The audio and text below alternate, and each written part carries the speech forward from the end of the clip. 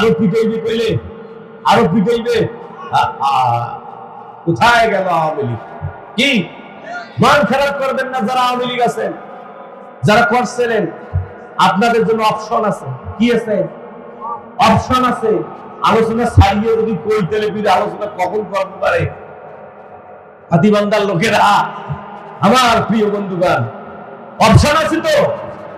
যারা বুঝে না ওদের দলের সাথে ঘুরে ফেরা করছে, সামান্য সময় একটু খাইছে, কথা কন খাইছে না?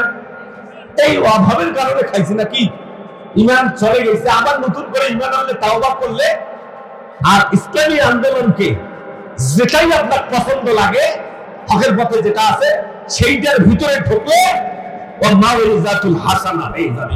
আল্লাহু আকবার বলে। গাদ্দাররা তো বলে, এই যে কিছুদিন আগে ঢাকা 13 নম্বর আসন আরমান সাহেব যেখানে জামাত ইসলাম থেকে ভোট করতেছে, কথা বলুন, এলে তো দেখি ওই যে তুলি তুলি নাকি তুলি তসলিমে নাসরিনের সাথে তার নামটা পাওয়া দিয়ে মিলেছে, কথা কন।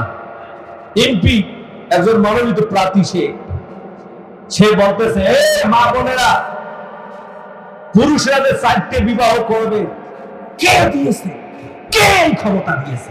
আপনারা কি দিয়েছেন? তার মানে এই কথাটাতে আল্লাহকে অস্বীকার করা হলো কি হলো না? এ মুসলমান কান লাগান।